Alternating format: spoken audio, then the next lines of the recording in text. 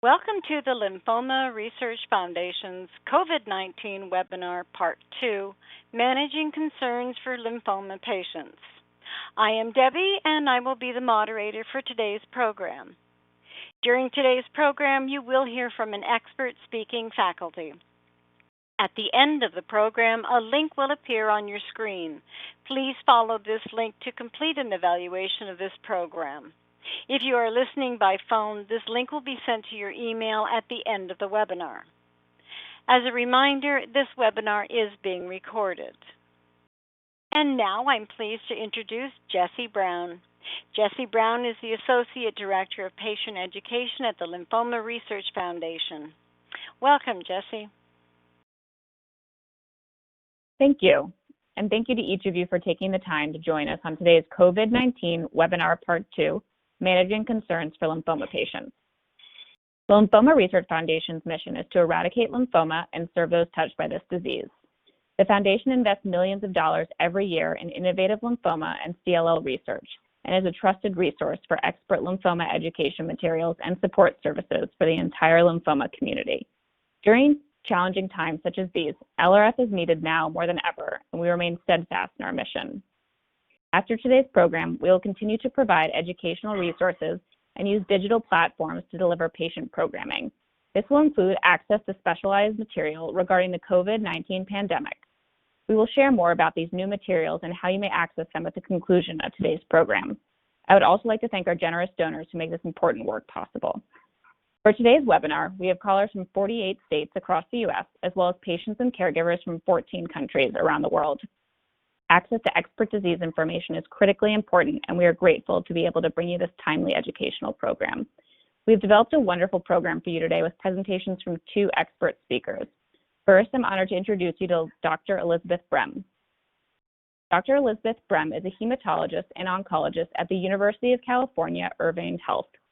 She specializes in lymphoma with particular interest in the design and development of clinical trials for patients with lymphoma. Dr. Brem is also an active member of the American Society of Hematology, a member of the Southwest Oncology Group's Lymphoma Working Group, and the University of California Hematologic Malignancies Consortium. Dr. Brem, thank you for joining us today. I will now turn the program over to you. Hey, thank you so much for having me. So I want to move to the first real slide, which is titled Reminders, and we'll put a few disclaimers out there. So we're talking about a topic that is rapidly evolving. I finished these slides on Friday, and they're already outdated. We have way more questions than answers at this point in time, and perhaps some of the questions you guys formulate today will help us move things forward and, sparks future research. And please, everything involves a risk versus benefit assessment. Don't start or stop anything without talking to your individual provider to make sure it's the right choice for you. So next slide, please. So you guys had a webinar a few months ago while this pandemic was starting. So this is sort of the follow-up. And so I think probably the question many people have is, are things getting better? And next slide. So I found myself using this emoji quite a bit these days, and this is my way of saying, I hope so. If you go to the next slide, this is data that I pulled from the CDC again on Friday. And so this was data kind of leading up to the previous week, which was ended in May 2nd. And you can see there that this is the percentage of visits to emergency rooms and for what the yellow line is calling, which is a COVID-like illnesses, and then that blue line, which is influenza-like illnesses, does seem to be coming down. It does seem like nationwide we have perhaps hit the peak and we are on the way down. Next slide, please. But we're not totally out of the woods yet. And so this is laboratory confirmed COVID-19 associated hospitalizations. Again, this is directly from the CDC. And the week with the most data here is the week of May 2nd. And you can sort of see that curve looks like perhaps it's about to plateau, but hasn't totally gotten there yet. So perhaps there are fewer people going to the emergency room, but in terms of people in the hospital who are sick, we haven't totally flattened off or plateaued that curve quite yet. So some signs that things are going in the right direction, but I wouldn't say we're completely out of the woods quite yet. So next slide, this is probably the question that many of you have asked yourselves or asked your providers, or if you are the person caring for a person with lymphoma, is my loved one at a higher risk of getting sick? And the short answer is probably. So this is data, if you go to the next slide, please, from China, where they had a bunch of patients who had cancers, 105 patients with cancer, and they kind of matched them to patients who didn't have cancers. And as you can unfortunately see here, the patients who had cancers looked like they were getting sicker. They were more likely to end up in the severe or critical category. They were more likely to end up requiring ventilation. Now, the caveat, which I have there at the bottom, which is only 9 out of the 105 cancer patients in this particular study had a hematologic or a blood cancer. So how many of these patients had lymphoma versus something else? We don't really know. So these are very small numbers, but obviously here the suggestion is that at least if you get sick, you might get sicker than someone who doesn't, for example, have a lymphoma or CLL. If we go to the next slide, this is experience of, again, a small number of people. So this was a bunch of cases in China, again, where many of the patients had a history of cancer. And this is a little interesting because this wasn't just people actively getting treatment, but people who had a history of cancer as well. So if you look at the first box there, the first set of lines there where it says no cancer, you can see that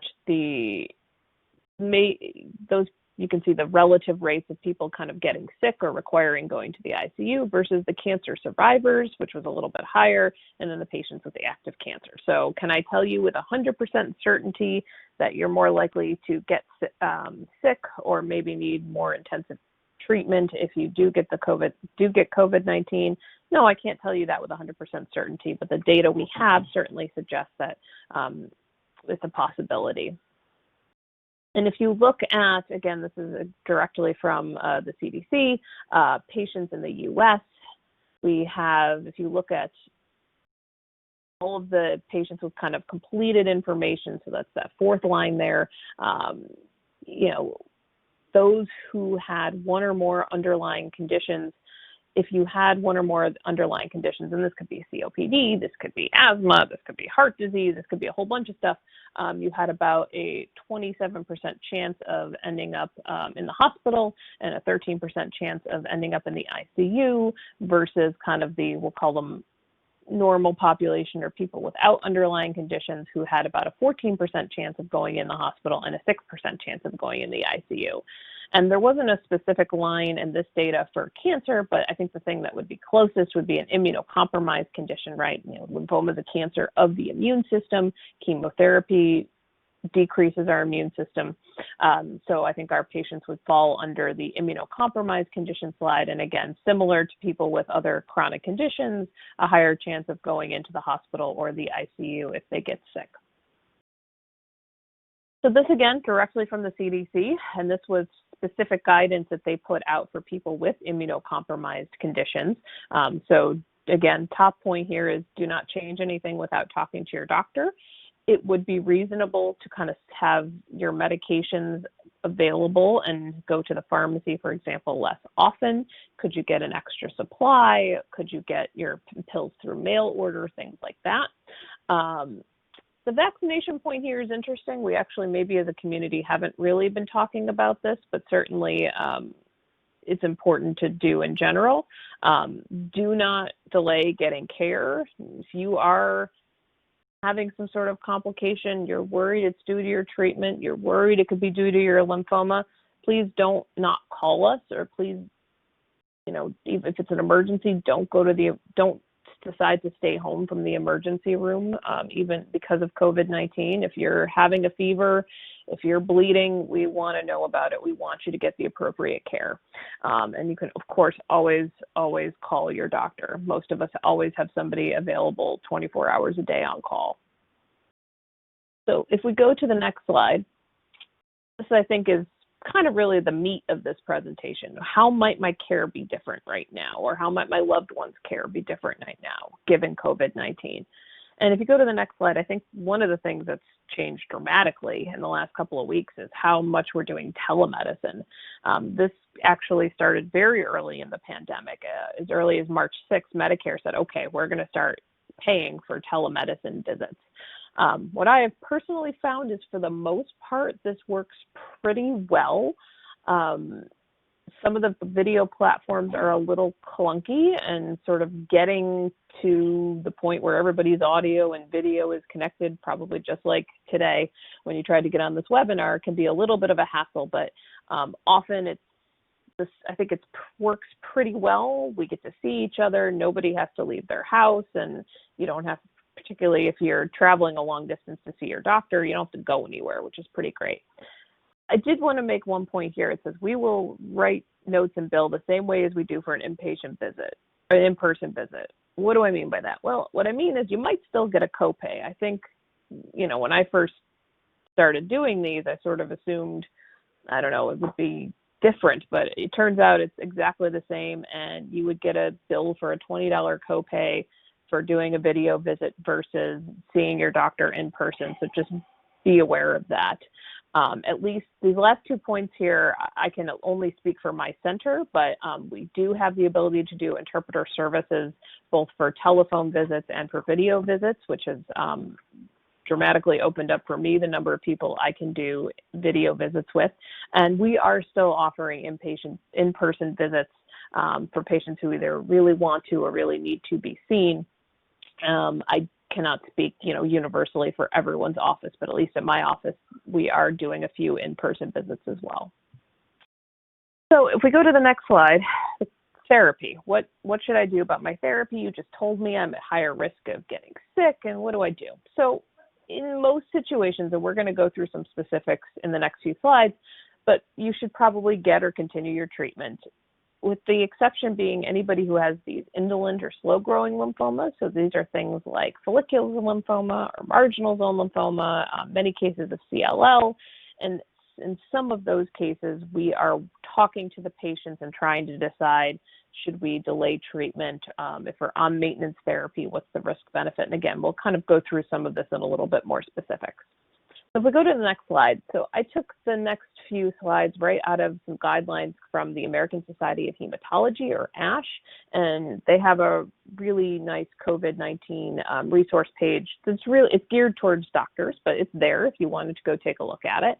And what they did is they interviewed a few experts in the various diseases and kind of said, well, what are you doing? What are you recommending? So again, this is more personal opinion, kind of based on knowing what we know about the virus and how these different therapies work and what's the risk benefit. Unfortunately, we don't have as much hard evidence as we'd like to guide these decisions, but at least it's something for us to work off of. So for example, for Hodgkin's lymphoma, they interviewed these couple of experts, and they generally said that the overall treatment has not been impacted significantly, particularly in the frontline setting. Most of the time people have symptoms, and it's very important to treat them in a fairly timely fashion.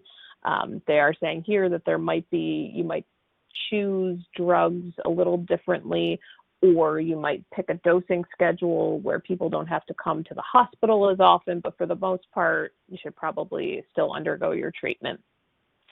And then they also asked the experts, well, if your patient's already on treatment, should you do something differently? And they said in this particular situation, they haven't changed anything dramatically, but maybe they're using more things like medications to boost the white blood cell counts preventatively. Maybe they're using more preventative antibiotics. And again, they're using telemedicine visits to kind of check on patients and say, how you doing? Are you having numbness and tingling in your feet, rather than bringing them into the office for that visit? So if you go to the next slide, we're going to talk about aggressive non-Hodgkin's lymphoma. So these are things like diffuse large B-cell lymphoma, which is the most common. And again, ask the experts, are you changing your approach to therapy? And they basically said, for the most part, no. The standard chemotherapy works really well. It's really important to treat these people in a timely fashion. There's some times where maybe I would use a slightly more aggressive regimen, and so I'm trying to decide really carefully if I should use that more aggressive regimen, and if so, I'm trying to be really careful about people's blood counts and giving them medications to boost the blood counts preventatively. The other thing that they mentioned is a medicine that a lot of our lymphoma patients get called Rituxan or rituximab is the first dose is always given IV. For the later doses, there's the option now of giving it what's called subcutaneously or as an injection under the skin. And these doctors are moving more towards using the under the skin formulation when they can, because it's less time for the patient to have to be in the office. And in terms of the question of are you changing therapies for patients who have already started treatment, then so far, no. They're continuing the therapy as safely as possible. So we go to the next slide. These are for the indolent or slow-growing non-Hodgkin's lymphomas. Again, these are things like marginal zone or follicular lymphoma or CLL that often kind of creep up more slowly. People usually aren't quite as sick when we find these things. And when they ask the experts in this situation, are you changing your indications for therapy? This is where people said, I'm trying really hard to convince myself that people really need treatment before starting. I'm trying to advocate waiting as much as possible. If something's kind of borderline, I'm maybe waiting a month or two to see how the person feels and see what happens with COVID-19 and seeing if we can wait a little bit. So in general, people are trying to delay therapy in this situation if it seems reasonable and safe. They're also saying that when they decide, this person really is having trouble, they're having symptoms, I really think that treatment might benefit them, it probably isn't best to wait. They're trying to use, for example, just the rituximab, which doesn't decrease the immune system as much as chemotherapy, rather than combining the rituximab with the chemotherapy if that seems safe to do so. If you go to the next slide, they also talk again about giving more subcutaneous or under the skin injections of the follicular lymphoma. There's a medicine called ibrutinib that many of you might be familiar with. And there's discussion of whether or not that should be the right medication. And there's things like transplant that I'm going to talk about in a minute that we're also trying to delay if we can. And again, typically, in terms of changing therapies for patients who have already started treatment, this is kind of similar to what the experts have said on the first page, which is that, if the person was doing really well with the rituximab with the chemotherapy, I'm trying to get rid of the chemotherapy and just do the rituximab. Or in some patients, we do what's called maintenance rituximab, where you come in once every 2 months and you get the rituximab to try to prevent the disease from coming back or delay the disease from coming back. And some doctors are saying, maybe right now, since that still decreases the immune system somewhat, I'm going to hold off on that. To go to the next slide, I want to just say a quick word about transplant and CAR T-cell therapy. This has been a big discussion in many centers of how to handle this, but in general, if you're getting what's called an autologous therapy, so whether that's an autologous transplant where we take your healthy white blood cells, we give you some chemotherapy, and we give you your healthy blood cells back, or CAR T-cell therapy where they take your healthy blood cells and train them against the cancer and give them back, most of the patients who need these therapies are pretty sick. They're in a situation where we really want to get their lymphoma under control. And so in general, centers are still moving forward with these types of therapies because it's important for the patients to keep their disease under control. When we're talking about what's called allogeneic therapies, like getting cells from another person, this has gotten a bit more complicated. That suppresses the immune system more. In some cases, people are getting what are called MUD or matched unrelated donors. So their donor is someone they don't know who could live in another state or sometimes even another country. And you can imagine with travel restrictions, that has become very complicated. I don't have any personal experience with this, but I have heard from my transplant colleagues that this has made things a little bit difficult. So the allogeneic transplants are sometimes on hold because of those sorts of issues. We go to the next slide. There's really nice guidelines that one of the radiology societies put together about what to do during this pandemic. And it involves things like omitting radiation in very specific circumstances, delaying radiation in very specific circumstances.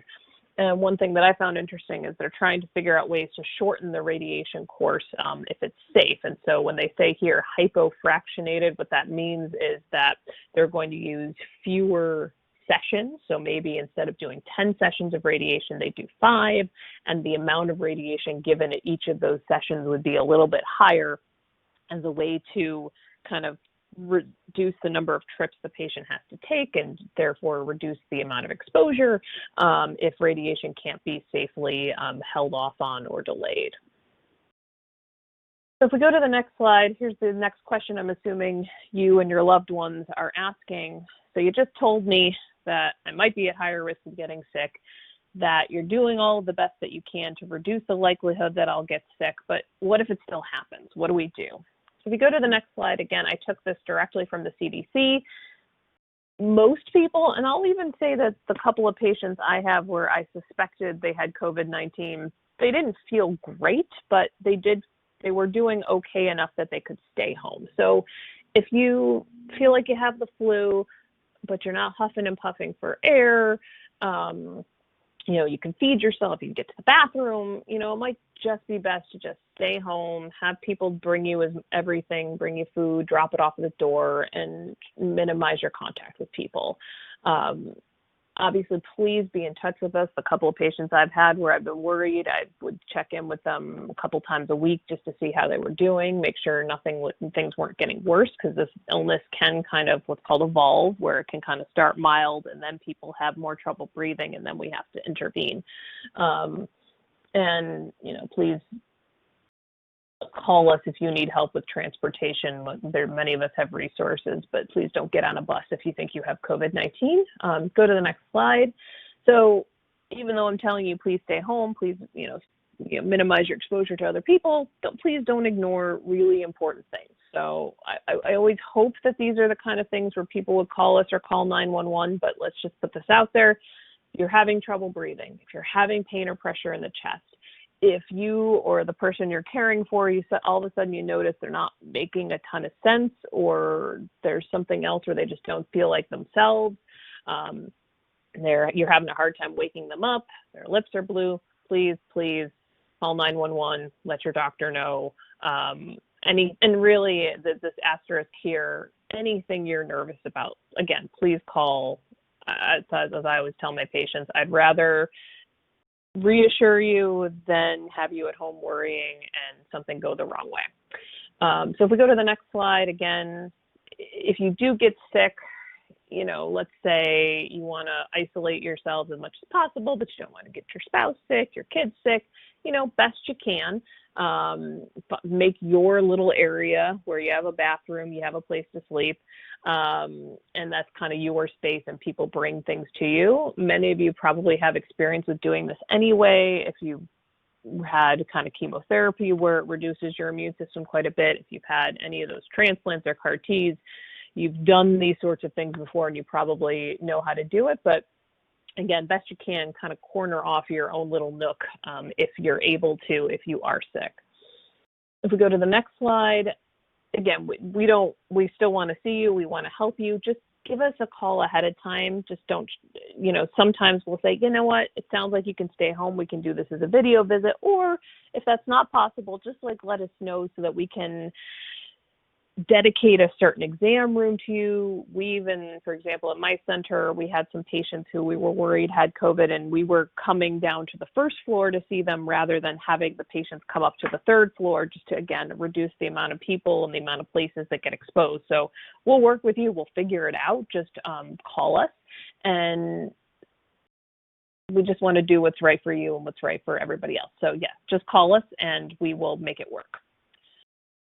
If we go to the next slide, you've probably seen some things about, well, what am I supposed to take? Oh, does this drug work for COVID-19? And again, this is we have more questions than answers, but there are some antivirals that are available. Most of them are through some kind of clinical trial. So you could consider enrolling on a clinical trial of an antiviral or other interesting medicine. And for the people who do get really sick, there's this thing called convalescent plasma. What is that? So that is basically antibodies taken from someone who got the disease and recovered. If any of you have gotten IVIG, which many of you have, it's basically like IVIG, except we're sort of specifically trying to get the COVID antibodies rather than kind of that nice healthy variety of the antibodies to a bunch of different infections that we get with IVIG. So there's very well-defined pathways through the FDA that your doctor can work through if need be. If you go to the next slide, I'm sure there's other things out there, but just so you guys have a sense of what we're doing on our end, a bunch of really high-profile societies have gotten together to make COVID-19 patient registries so that we can really learn from this whole experience. And it's completely anonymous. Basically, the information would be something like the age, your gender, what your hematologic malignancy is, were you actively getting chemotherapy, and kind of what happened. So the American Society of Hematology has one obviously very focused on hematologic malignancies patients, and they're also going to start a separate one for sickle cell disease. ASCO is the American Society of Clinical Oncology, so that's going to be all cancer patients. And then this COVID-19 and Cancer Consortium was a bunch of big cancer centers like Dana-Farber, and I think MD Anderson, and they all got together and started their own consortium as well. So your doctor might be interested in putting your information, should you get sick, into one of these or all of these registries so we can learn a lot more going forward. If you go to the next slide, this is actually a question I got from patients within the last week and as well as from their primary care doctors. And there's been a lot of talk, at least in the medical literature, and it sounds like in the kind of general news as well, that it does seem like there's an increased risk of blood clots for people who get COVID-19. And we also know that patients who have active cancers also are at higher risk of blood clots. So should you be worried about blood clots? The answer is possibly. There's evidence that patients with really bad COVID-19 infection have a high propensity of blood clots, leading to blood clots in the lungs. And so a couple of societies, including the American Society of Hematology and the International Society for Thrombosis and Hemostasis, which is a fancy way of saying blood clots and bleeding, have recommended, at least for patients who go in the hospital with COVID-19, that maybe they should get a blood thinner for a little while after. So if you do get sick, you think you have COVID-19, it's a discussion to have with your doctor about, is it safe to go on a blood thinner? Would that be a good idea? And again, a lot of patients have asked me about this. If you aren't sick, you don't have COVID-19, I wouldn't necessarily recommend taking a blood thinner kind of preventively, but if you get sick, I think it's worth a conversation. So if we go to the next slide, here's what I think is the next $1 million question. Do I have COVID-19? Did I have COVID-19? And if you go to the next slide, I've found myself feeling this way quite a bit recently. If you go to the next slide, what we're finding is that our patients who have blood cancers or have been treated for blood cancers, it's not as clear if they did or do have infection. I've had a couple of people who I would have sworn up and down had COVID-19 based on their symptoms, and their nasal swab came back negative. And I think we probably are all fairly aware from the news that the nasal swab can be a little bit tricky. There are these things called false negatives where the patient has the disease, but the test came back negative, and that can be there's not enough virus, the swab didn't go back far enough, all kinds of stuff. And so now everybody's talking about these antibody tests, right? And theoretically, if you had the infection, you should have antibodies. And that would be nice if that were 100%, but it's really not. So if you look at this one paper, which again, small numbers, but they looked at healthcare workers versus cancer patients, and they were how many of them who they knew had the infection. I think these are patients where the swabs had been positive, so they said, okay, these people definitely had the infection. The healthcare workers, about 70% of them had positive antibodies at least 2 weeks later. Cancer patients, only 30% of them had positive antibodies 2 weeks later. And is that a problem where just the cancer patients, their immune systems aren't working as well, so they couldn't make antibodies? Is it something with the test where the test couldn't detect them? We don't know, but I definitely have a couple of patients who, again, their nasal swabs were negative. Now I've sent their antibody tests, and those are negative, and all I can say is I still don't know whether or not you truly had the infection. So if we go to the next slide, the other topic I want to cover is how have clinical trials been affected? And this has been another thing that's been really dramatic for us is, we are moving all these patients to telemedicine. And any of you who have been on a clinical trial or had a loved one who's been on a clinical trial, you know that we often see people quite a bit during these clinical trials. So how have we been navigating all this? So if you go to the next slide, just the should I, can I go on a clinical trial? In most cases, the answer is yes. And so I'm going to talk a little bit about how our center is handling this, what some of the national guidelines have been. And in general, the answer is yes, because unfortunately, cancer doesn't read the newspaper and it can decide to show up or come back whenever it feels like, even when there's a pandemic. The only thing that's really dramatically changed is anything that's considered non-critical. So that's a lot of laboratory research or research where we, for example, collect blood from patients with cancer and go do stuff with that blood in the lab, these things called correlative studies. Maybe studies where we're doing surveys about people's food or exercise and there's no drug or treatment involved. All of that kind of stuff is on hold, but anything involving a drug typically is still moving forward, at least in some capacity. So if you go to the next slide, so how might my study be different? So this is directly from the National Cancer Institute. So for the big national clinical trials, we have a bunch of these. There's a bunch of groups that work together to do these big national clinical trials. And a lot of times those drugs are dispensed through the government agencies. And for those trials, these big trials, the drugs are allowed to be shipped directly to patients if they're oral. So some novel oral therapy that you're getting through the clinical trial, they'll be shipped directly to your house. If you go to the next slide, we're doing this at our center as well. So even for studies where the drug company, for example, is providing the drug, we're working with our investigational pharmacy to also have those drugs shipped directly to the patients when we can as well. And many other centers are doing this as well. If you go to the next slide, again, how else might your study be different? Our clinical trial coordinators are working from home as much as possible. So they are still calling patients. I don't know if they're doing video, but I'm sure they could. So you will still talk to the research coordinators, but you'll see them in person a little bit less. I have some patients who we are doing their visits as telemedicine, so kind of the same thing as kind of visits where you're coming in to check in, but you're not getting treatment. We're doing a lot of that by phone or by video, or we're kind of spacing them out. So like for one study I have, for example, the patients were coming every month to get their drugs and check their labs. And these are patients who are kind of stable and they're doing okay. So we've kind of spread that out. So every other month they're coming in to be seen and do labs. And then the month in between, now we're doing telemedicine and mailing them the drugs. So we're trying to space out the visits. And one of the other things is that let's say you're on a clinical trial and the center where you're on the trial is you've been flying there. You've been flying to MD Anderson. I have a patient who does that.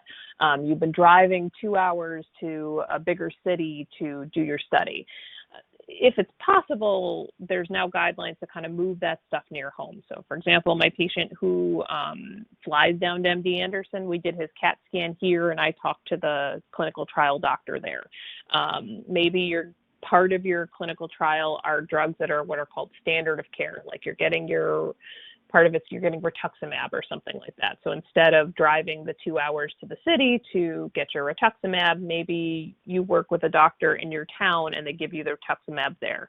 A lot of times clinical trials have a lot of rules about stuff like this, like where the drugs can or can't be given or where the scans have to be done. And a lot of those rules are being kind of thrown out the window right now. You get the treatment wherever, you get the CAT scan wherever, you get the blood work done wherever, just so that the patients can be taken care of and we minimize everyone's exposure. If we go to the next slide, what else is different? So on our end, we're still opening new clinical trials in addition to continuing the clinical trials we already had open. That may not be the case everywhere. I know there are some places that are kind of focusing just on the clinical trials they already have open and deciding right now not to open new ones instead. And normally, when we open a clinical trial, people from who wrote the trial and are providing the drugs, they kind of show up and we all meet in person and we talk about it, and those things can be really helpful. But because of COVID-19, all that stuff is happening remotely. So we're having these startup meetings over Zoom and things like this.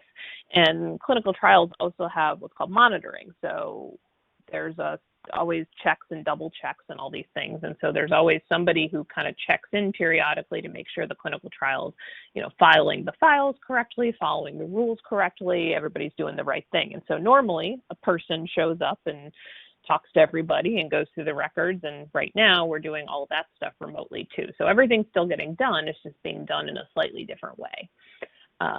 Sometimes we ask patients to give us extra blood work or a biopsy or other things to try to learn about the biology of the disease. And it's awesome that patients will often do this for us.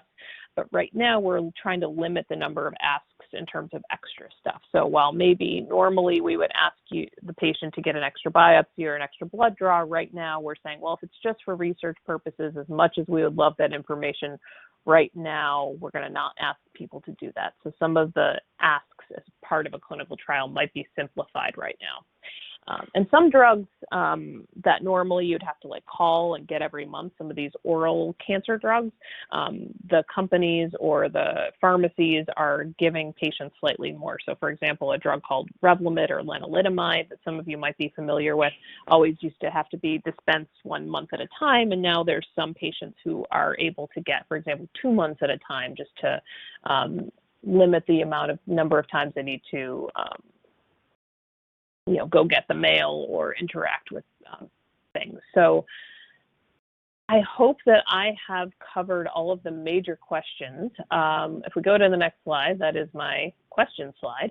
And I believe there is a portal through which you can submit questions, and we'll get to as many of them as we can. And I very much thank you for your attention. Great. Thank you so much, Dr. Brem. We'll save questions till the end of the program, but if you have any right now, feel free to submit in the box below, and we'll get to those at the end.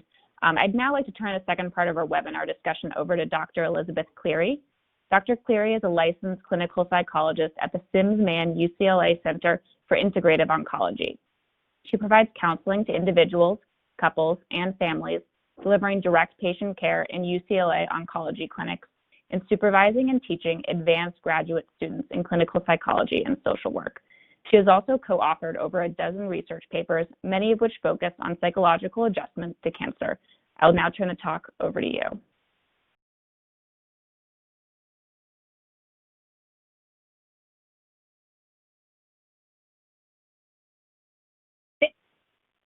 Thank you so much for that introduction, and thank you, Dr. Brem, for that clear and really informative presentation.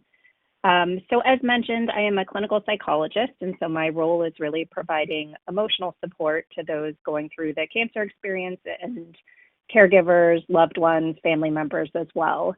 I really want to speak to how we can all bolster our coping skills in the current climate.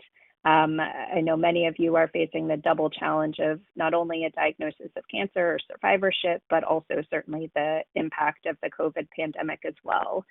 My presentation will focus on naming some of the challenges that we are all facing.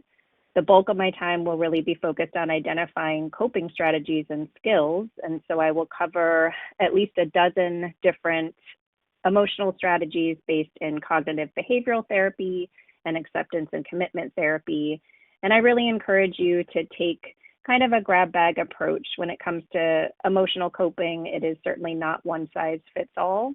So I will cover a range of skills, and I would love for each of you to be listening and identifying a couple that seem like they are worth trying out and testing out, and kind of doing so with a curious and playful attitude to see how they might serve you in terms of your own emotional coping or resilience at this time. Lastly, I will share some available resources that are based online and accessible to everyone.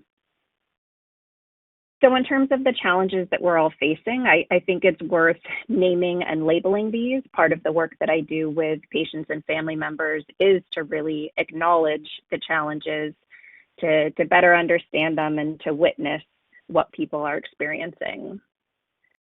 Uncertainty is something that's certainly familiar to anyone who's close to the cancer context. There's always uncertainty of how someone will feel, whether their next treatment will work, what next scans will reveal, whether someone will feel safe, how long a symptom will last. And currently, I know we're all in this context of great uncertainty in terms of COVID, how we will all weather this, and what it holds for our future. Tolerating uncertainty is one of the greatest emotional challenges, and certainly something we're all contending with right now. Fear, anxiety, and worry are all our natural responses to threat.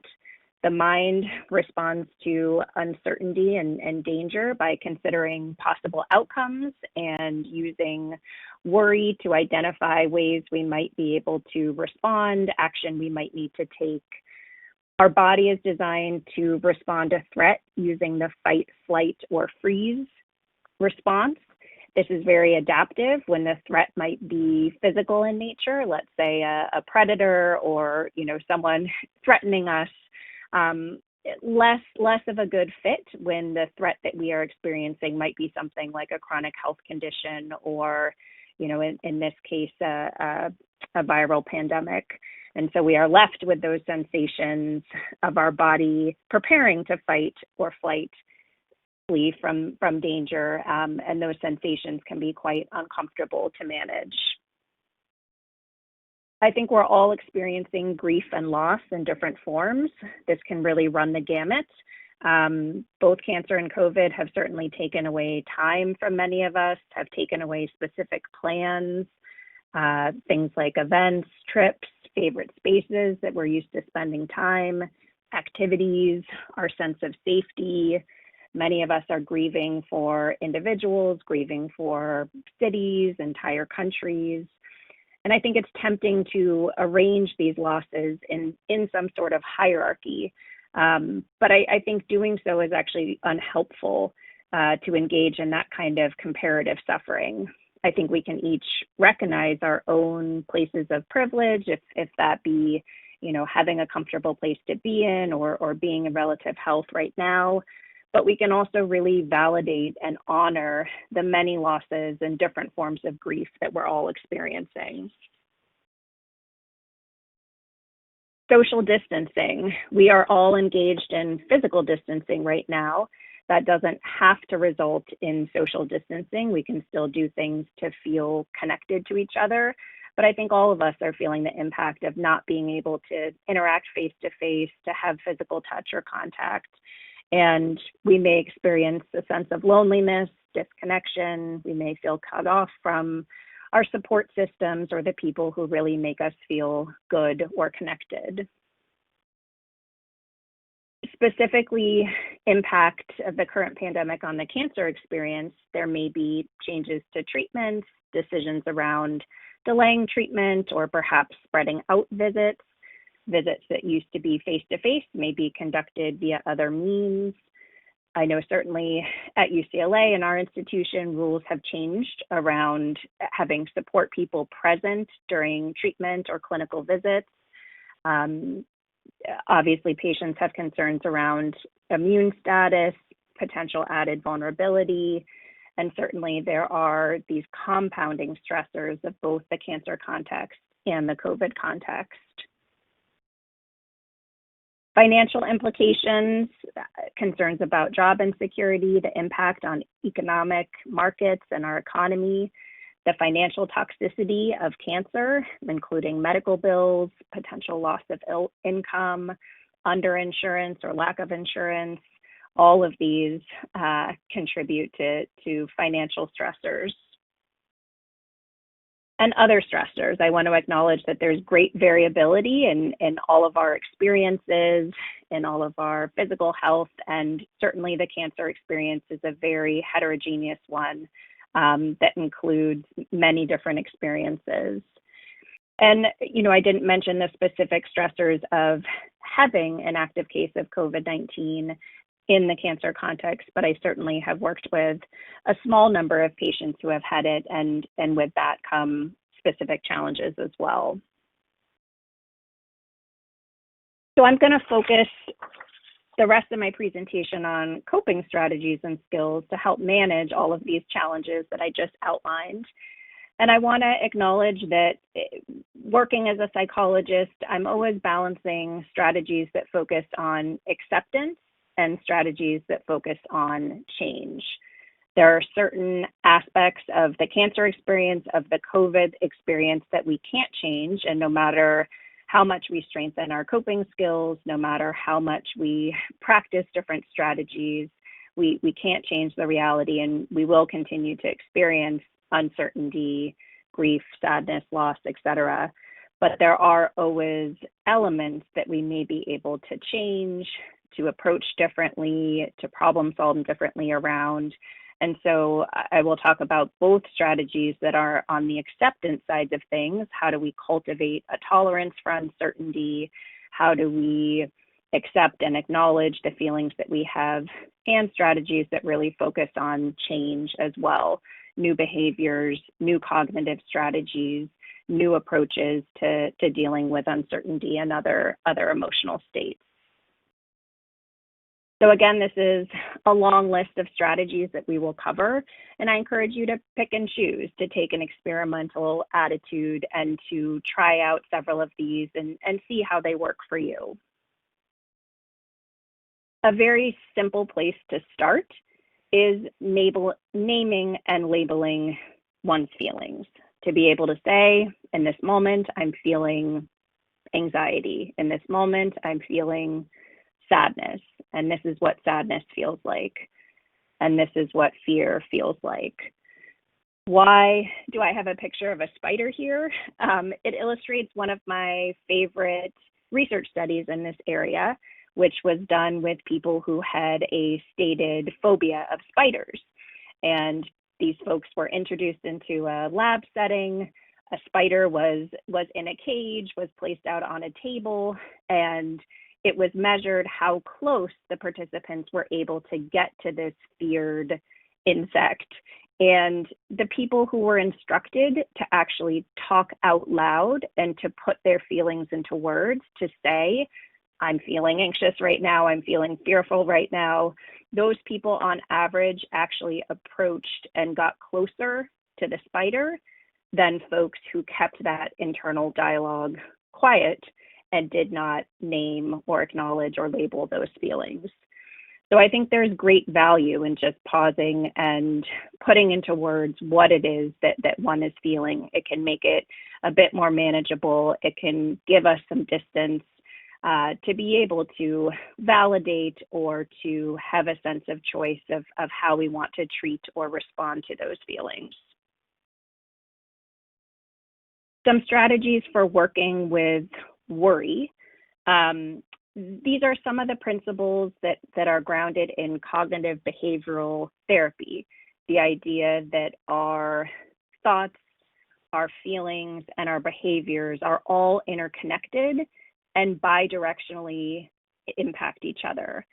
So I would be a pretty lousy therapist if someone came to me and said, I'm feeling scared, I'm feeling fearful, and I said, okay, let's change those feelings, feel different feelings.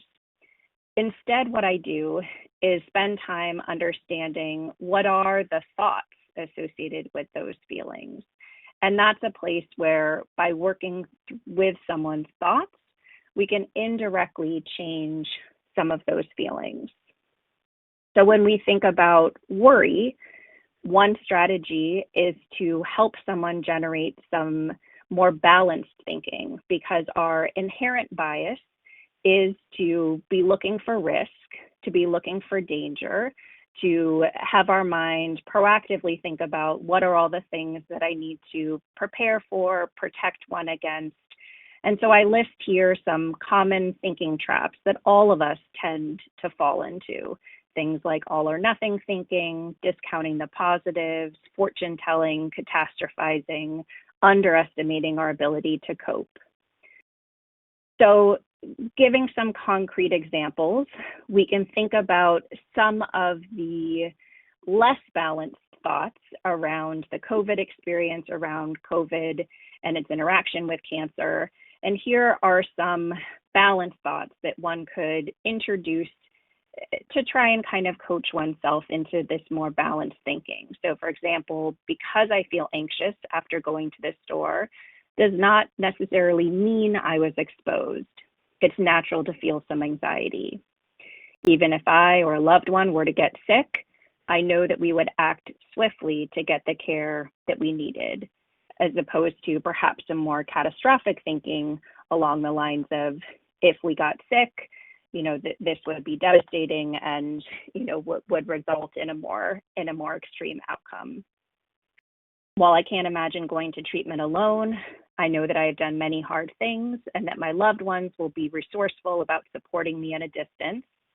And finally, while I'm tempted to declare this day or week as awful, there were several bright spots that I can acknowledge. So rather than kind of labeling a day or a week as just a bad experience overall, introducing some of that balanced thinking. So all of this is to say, having more of an awareness of the thought patterns and what our thoughts are, and then just gently being able to edit some of those, coach ourselves to develop more balanced thinking, can take some thoughts that would really create worry or fear, and instead introduce something that's a little bit more reassuring, a little bit more encouraging and balanced. Worry list and worry time, two very concrete, specific strategies. I've been hearing a lot about people who find themselves engaged in worry, typically in the middle of the night, 2 a.m., 3 a.m., wake up, and all of a sudden, kind of all the worries are right there. A simple strategy is having Post-it notes or a notepad beside your bed. And before you go to sleep, just listing out what some of those specific worries are.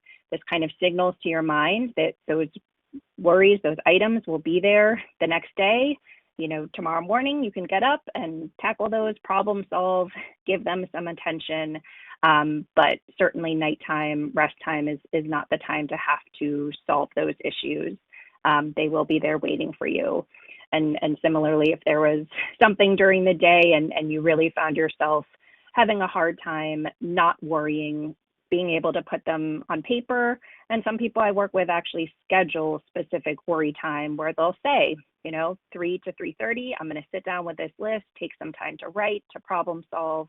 But the rest of the day, when one of these worries pops up, I will add it to the list and I will get to it later, rather than having it be kind of a constant concern throughout the day. Finally, another simple strategy, a 3-minute worry rule. If you notice that you've been worrying for about 3 minutes, just pausing and asking yourself 2 simple questions. Do I feel closer to a solution? If yes, it probably means that you're engaging in some productive problem solving, and it makes sense to continue to kind of ponder that issue. If no, it may not be productive worry. It may not be worry about a situation that you can really solve or get closer to any sort of solution. And a second question, do I feel better? If we engage in productive worry, we tend to feel better about the situation as we come to some options, some different ways of thinking about it. However, if you notice, no, I'm just feeling more anxious, this is making me feel worse about it, being able to just label it as unproductive worry and to use focused distraction to engage in another task. That might be a good time to call someone and ask how their day was, or to turn to a household task and really try to engage in that. The other piece of that cognitive behavioral triangle is behavior. And when it comes to behavior and mood, we often think that we need to be kind of in the mood to do something. I'm not in the mood to get some light exercise. I'll wait until I'm in the mood. I'm not in the mood to reach out to someone and give them a call. I'll wait until I'm in the mood. What's helpful is to actually flip those 2 things, to say that sometimes we have to put the behavior first and to trust that the mood will follow. The example of light exercise, of getting outside, trusting that I may feel not in the mood to go for a walk, but chances are 5 minutes into going on that walk, starting to move my body, getting some fresh air, then I will be in the mood to do that, and I will experience the benefits that come with that. So sometimes we have to schedule for ourselves, things that we know from past experience do have a positive effect on our mood, and actually put the behavior first, trust that the mood will follow. And it's important to think about, what do we find inherently enjoyable, meaningful, making sure that we're able to do those things. Obviously, we're all working under different restrictions now, so we may have to be creative.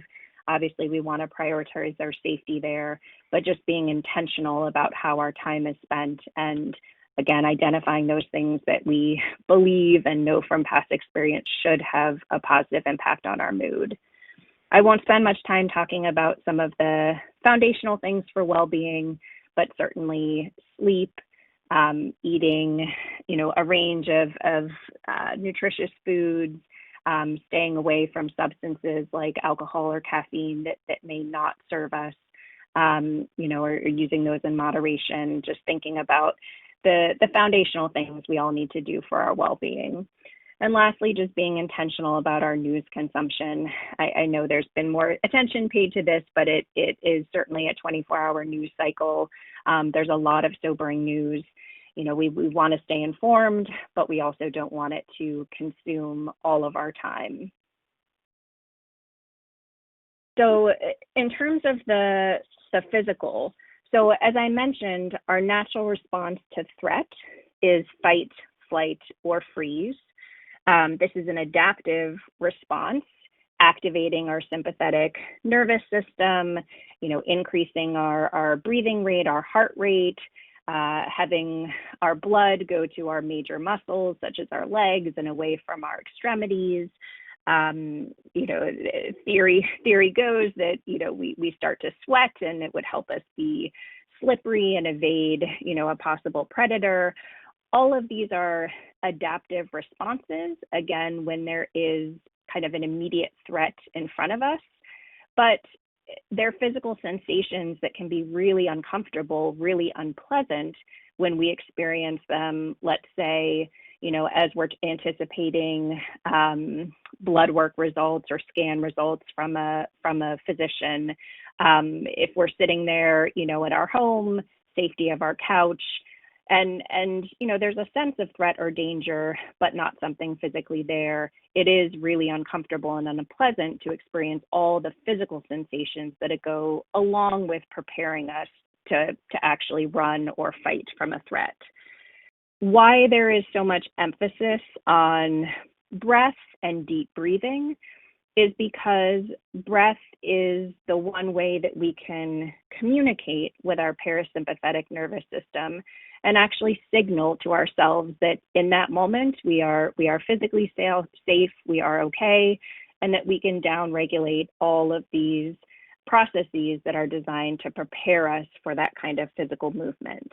So an easy strategy, is to put our hand on our belly button, to take long, deep breaths, really focusing on the out breath, taking air all the way into the stomach, beyond just kind of shallow breathing in our lung, but actually activating our diaphragm, that muscle at the bottom of our lungs. And by taking these deep breaths, again, that is really how we can communicate to our nervous system that it's okay to relax in that moment, that physically in that moment we are safe and well. So, thinking of anxiety and fear as states that really prepare us for movement, that are activating, and it can be helpful to have outlets for that physical activation. So thinking about exercise again, that exercise actually requires kind of deep rhythmic breathing. It gives us a physical outlet for some of that anxious tension. When I say exercise, this doesn't have to be vigorous in nature. It doesn't have to be long, but there's real benefit from just different forms of movement. And again, having a physical outlet for some of that tension and activation that builds. And using coping statements to respond to the fight, flight, freeze response, being able to say, this is anxiety, this is my body preparing to protect me, this is not harmful, this is not dangerous. It may be uncomfortable, it may be unpleasant, but it's actually my body doing its best to protect me. It's actually adaptive that my body is feeling these sensations and preparing me in this way. A couple brief words on mindfulness, which could fill an entire talk itself. But I think it's helpful to note that if any of us were to sit here for about 3 minutes and kind of just observe our thoughts, chances are pretty quickly our thoughts would wander into the future. What comes next? What's on our to-do list? What are we going to have for dinner? Or they might travel into the past. Should I have done that? Did I need to say that? What was meant when that was said? And we're often living in an experience that actually isn't right in front of us. And that can lead to, some anxious thinking or some ruminative thinking. And it can also detract from what is really present and in front of us. So, we could be sitting on a beautiful beach on vacation, but if we're thinking about completing our taxes, that would really detract from the experience of actually hearing the ocean, seeing the sunset, being immersed in that physical space. You might call a friend, and instead of really noting the sound of their voice, what they're sharing with you, your mind again might be traveling into to-do lists or, future appointments or things like that. And so a strategy is really just to gently notice the places that your mind travels and just very softly bring it back to the present. I think the easiest way to do this is to note kind of your 5 senses and go through those to be able to say, okay, in this moment, what's the temperature of the air around me? What's the quality of the voice that I'm listening to? What other sounds can I hear? Am I aware of any scent in the room? Can I feel the physical sensations of my body? Are there any points of tension? Just bringing us back into the here and now. And that can help enhance what we are experiencing. For example, if you are eating a meal, if you are, sitting out in a backyard and feeling the warmth of the sun, just really enjoying those experiences that are present and in front of you. And embodying a curious and non-judgmental stance as well to when you are experiencing unpleasant thoughts or sensations, just bringing a curiosity to what does that really feel like? What does that sound like? How am I experiencing this without judgment? This is a skill, it's a practice. The goal isn't relaxation, the goal isn't enjoyment or focus, but often those are byproducts of being able to be more fully engaged in the present and more non-judgmental and just aware of what you are experiencing. And just a little image here, this question of are you mindful? Is your mind full of all of the noise and chatter of the past, present, and future, or is it really grounded in exactly what's in front of you and the experience of here and now? Just a couple words on social connection. Again, all of us are feeling the impacts of social distancing. And so just encouraging everyone to take advantage of technology just as we all are today to connect with people in different ways. Also old-fashioned things like letter writing, sending postcards, connecting with folks. If it's safe, being able to drop off or receive meals, books, other things that can be shared. I know there's always been a host of online classes and groups, even more so now. I've seen many opportunities to participate in everything from support groups to educational classes and groups online. And just encouraging you to, when you check in with others, to really, really listen and ask those questions of how people are doing. I think it can feel really connecting to have a sense of shared experience. And it's not just about supporting someone else or getting support, but oftentimes finding those places of common ground and those shared experiences can really feel good. We also know that it's very neuroregulating to be able to hear someone's voice, to be able to see their face, to be able to experience their presence. And so even when we are physically distant from one another, again, looking for those opportunities, whether it's FaceTime or other means, to have that sense of real interaction. Just briefly, some strategies around coping and treatment. I think Dr. Brem really spoke to many of these, but I think the key thing is having as much communication as you can with your providers. There's no such thing as a typical individual with cancer. You know, your status really depends on your treatment history, your physical history, all sorts of things. And so getting that personalized information and recommendations from your provider, I think, is much more important than the aggregate kind of information that we have based on large groups of people.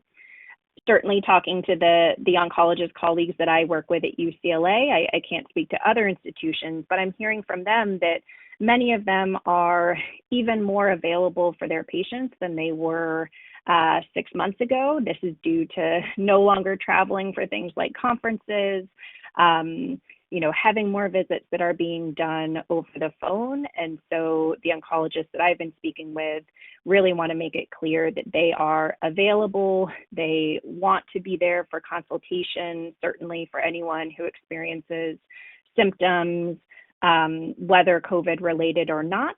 They don't want the perception to be that the medical system is taxed and that they aren't available. And they also are really going to be thoughtful about the risks and benefits of any recommended in-person care or engagement with the medical system. So they don't want people to not be reaching out for fear of being advised to go into the hospital, for example. Thinking about for those who are in active treatment or who are attending medical appointments and maybe are unable to bring with them the support people, family members that they usually would, thinking about creative ways to still receive that support. Again, using technology like FaceTime or just having someone on speakerphone to be present with you at an appointment. My colleague worked with a wonderful family whose loved one was going in for their first infusion, and understandably, everyone was quite distressed that they wouldn't be able to have a family member present with them. But what the family did was they all wrote letters, and so this person showed up to infusion with a whole collection of letters that they could read at 15-minute increments, and those letters included kind of the words of encouragement, of reassurance that they would hear if someone had been sitting with them there in the infusion space. So thinking about things like that, creating playlists, sending lots of texts and checking in, lots of creative strategies to make sure that anyone who has to navigate the medical system alone is still feeling the presence and support from their loved ones.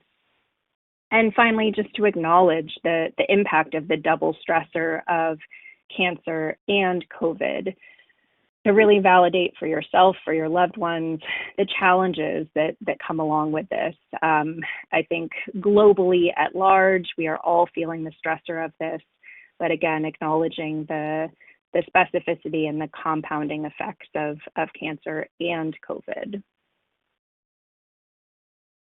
Self-compassion, the more that I work as a psychologist, the more that I believe everyone could benefit from self-compassion. My favorite definition is simply giving the same kindness to ourselves that we would give to others. And so at any point, just thinking to yourself, what would I say to a dear friend? If you're feeling upset, if you're feeling down, frustrated, angry, how would you respond to a friend, and trying to offer that same compassion to yourself? My second to last slide here, just thinking about valued living for all of us, asking the questions, what makes us feel like ourselves? How do we want to treat others during this time? What can you be proud of? What are your personal strengths and how can they be used now? Not setting the expectations too high for ourselves. Again, this is a place for self-compassion, but I think there's great value in the antidote of living life in line with our values that can help us get through this time. Really briefly, I want to mention some financial resources, encourage you when there are financial concerns to try and cope proactively, to delegate and seek support from others. These resources will be available in print, but there are a number of cancer-specific financial resources. And in addition, encouraging folks to seek online support.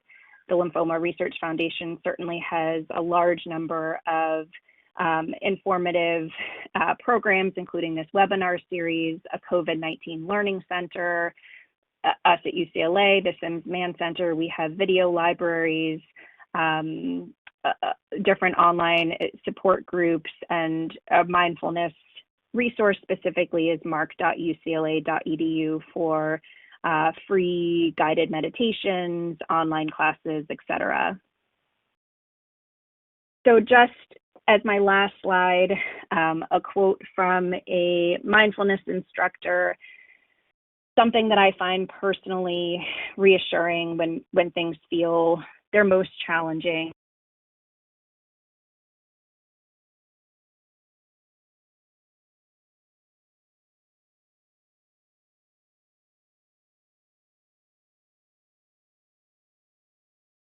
Hi, Dr. Cleary. I think you cut out there for 1 second. Let me get back on.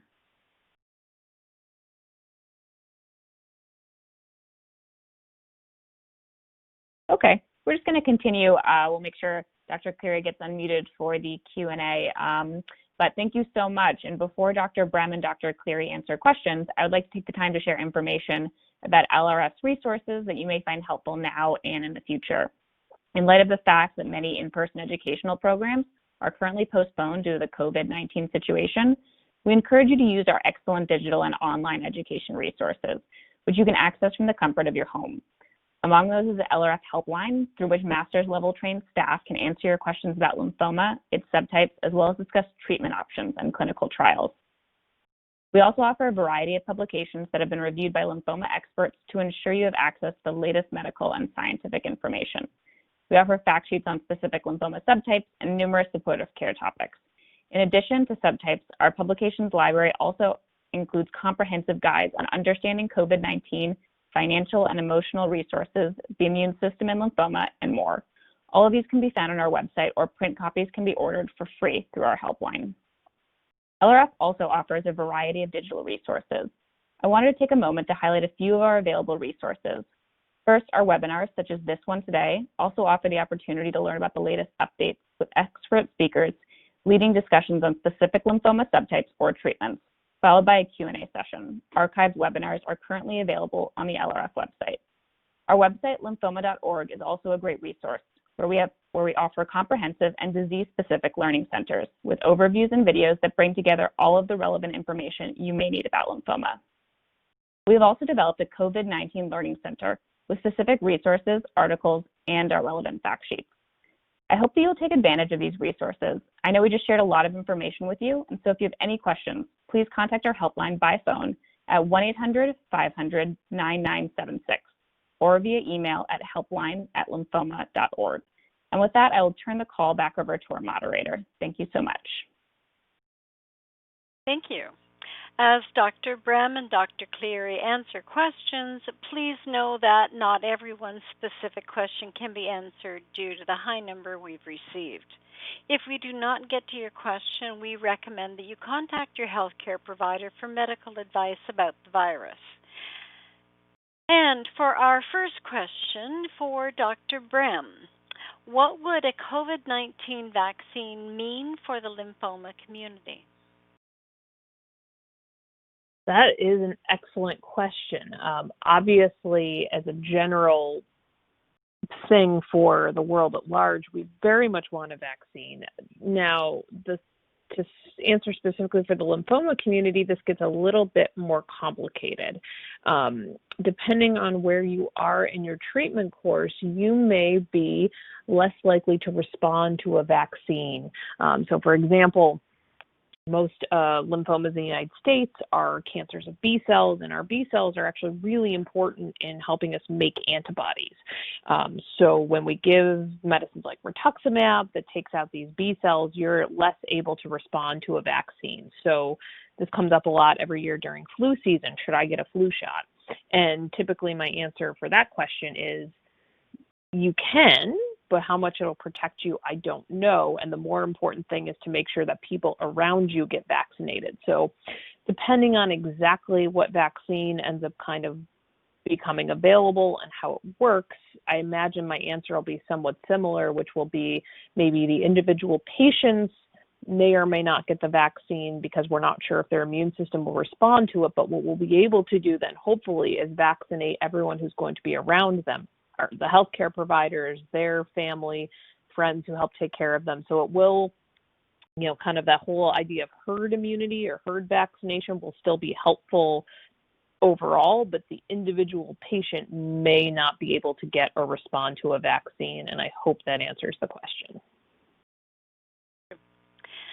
Our next question is for Dr. Cleary. What is the best way to deal with family and friends who feel we are being too cautious and need to live our lives? This is a great question. I think one option is to really lean heavily on the medical guidance that you are receiving from your oncologist or provider, and to tell your family, your friends that, while you appreciate maybe some of their intention around wanting to spend more time with you, see you more, that you are choosing to follow the medical guidance from your provider, and that in this case, it's really important to be safe and to err on the side of caution, and certainly to follow all guidance from your provider. So I think in some ways you can kind of deflect your own personal choices and make it about the medical guidance that you're receiving and wanting to be compliant and follow that. Thank you. Question for Dr. Brem. Can you talk more about risk stratification for lymphoma and COVID-19? For example, those not in active treatment, are they still at risk? And what about patients in remission? So we don't 100% know the answer to this question. I think a lot of it depends on, for example, how long it has been since you finished treatment. So if you are someone who has been in remission for a few years, is fairly far out from treatment, probably you are closer, and again, this is sort of gut feeling and understanding of the disease more so than hard data, but chances are you are closer to what we'll call a normal immune system than, say, somebody who, let's say, just finished their 6 cycles of chemotherapy. So, for example, it takes a couple of weeks for the bone marrow and the blood cells to recover from chemotherapy, and then medicines like rituximab, which I've mentioned a few times, but there's also a few other antibodies like this that people may have had who are on this call, medicines like Gazyva or obinutuzumab or ofatumumab. There's a few other antibody medicines like this, and those actually stick around in your body for a few months after you finish treatment. So if you, for example, just finished treatment, then I would say you probably still need to err on the side of caution. If you're someone who finished treatment 3-4 years ago, please don't go out and have a party, but you're probably maybe in a different risk category. That one study I put up where it showed kind of general population cancer survivors and active cancer patients did suggest that cancer survivors may still be at slightly higher risk of getting sick, but there were very small numbers, and that data didn't tell me, for example, are these all people who finished cancer treatment within the last year, or are these people who had cancer treatment 6 years ago? A combination of those, we don't know for sure. But certainly if you're within the first year or so, maybe of completing your treatment, I would still recommend very much erring on the side of caution. Okay, thank you. The next question I have is actually for both Dr. Brem and Dr. Cleary. I have a lot of anxiety about everything going on. There's a lot of talk about prevention, but I want to know, what should I do if I develop symptoms of COVID-19? How do I calm myself down? And if I don't go to the hospital, should I still go get testing?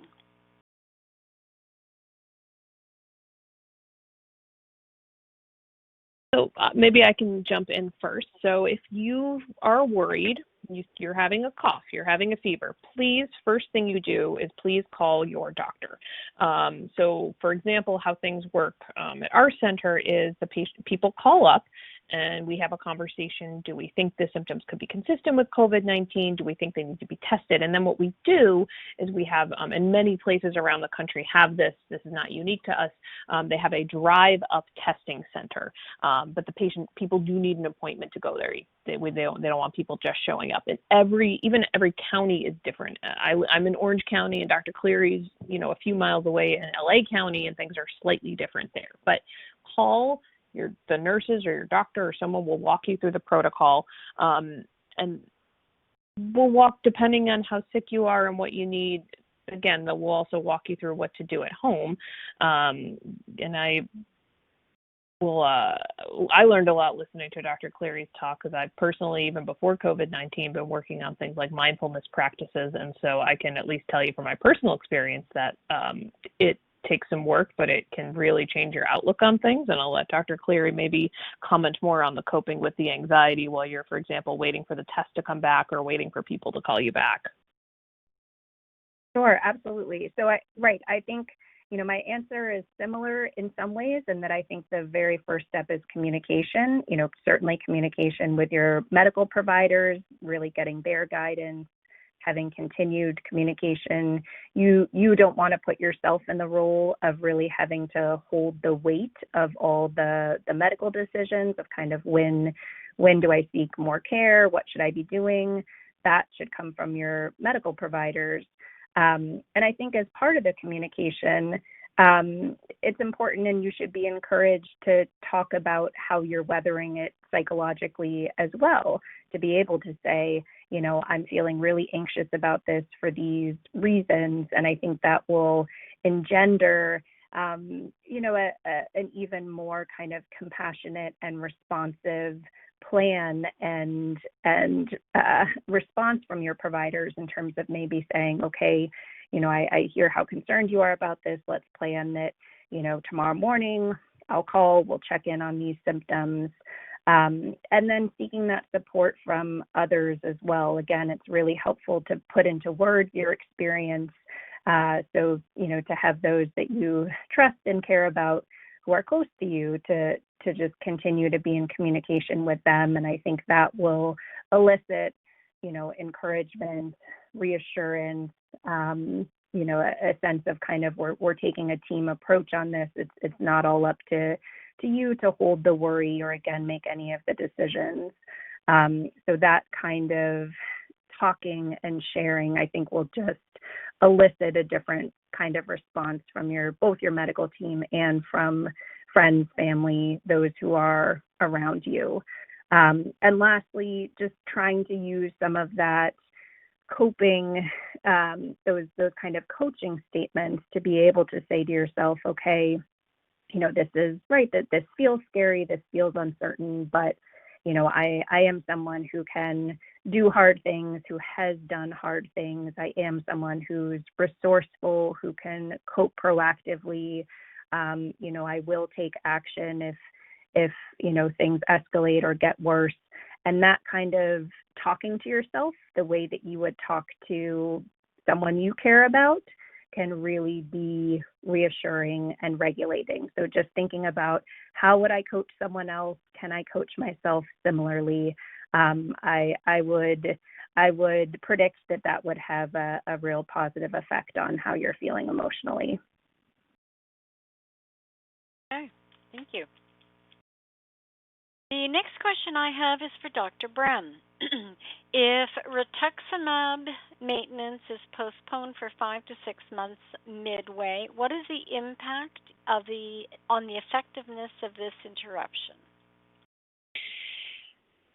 Unfortunately, we do not know the answer to this, and this is why everything kind of has to be a sit down, go through the pros and cons with your doctor or your provider. You know, when they developed these rituximab maintenance schedules, they kind of just said, oh, we're going to study rituximab every 2 months, and that seemed to help, and so we've kind of stuck with 2 months. And, you know, would taking a more extended break or giving it less often yield the same results? And the honest answer is we do not know. I think it would be a very much a conversation I would sort of have based on, are you at the beginning of your maintenance or the end of your maintenance? If you're at the beginning, then, you know, maybe restarting makes sense. If you're kind of towards the end and you only had a couple doses left, maybe you just decide that you're done. So the honest answer is we do not know, and I think it's just a good kind of pros and cons discussion to have with your doctor, kind of depending on your disease and kind of where you are in that maintenance course to decide what you should do. Okay, thank you. And our last question, mostly due to time constraints, following treatment, what can be done to strengthen and improve your immune system? A very, very common question, and another one that maybe has a slightly unsatisfying answer. There isn't a ton. Things that we know for sure help people with, for example, fatigue and energy levels and those sorts of things. We do know that exercise, and again, kind of like Dr. Cleary mentioned, we don't mean like go out and run a marathon. We mean like go out in the sunshine and walk a couple of blocks. So we know that kind of keeping up your strength and those sorts of things are really important. We know that eating a healthy, balanced diet, I'm a big fan of everything in moderation. There's no special diet that you should or shouldn't follow after you finish cancer treatment, but please make sure you're getting enough iron and your B vitamins and all those sorts of things. In some select situations, you know, we talked about how rituximab and some of these other medications take out the B cells. The job of the B cells is to make healthy infection-fighting antibodies. And for some people, if these numbers remain low for a little while after chemotherapy, then we may supplement those antibodies, this thing called IVIG. Whether or not that would protect you against, you know, for example, coronavirus, we don't know, but it is something in the general scheme of things that we do sometimes. We give this healthy infection-fighting antibodies back in certain situations when that's very low, depending on the patient. So there isn't a ton you can do other than the simple things of take care of yourself, make sure you're getting your sleep, and eating a healthy, balanced diet, and again, maybe talk to your doctor about what's called your IgG level and whether or not that needs to be supplemented. Okay, perfect. Well, thank you, and that's a wrap. Thank you once again for joining today's program. Please note that this webinar will be archived on the website, lymphoma.org, as an enduring resource. You are also encouraged to share this website with others who might benefit from this information. In addition, all registrants will receive a recording of today's presentation, as well as resource and COVID-19 specific fact sheets. That concludes today's program. Please remember the number for LRF's helpline is 800-500-9976. And with that, that concludes today's program. Please remember that the number for LRF's helpline is 800-500-9976. And with that, I would like to thank you all again for joining us today and wish you a wonderful day.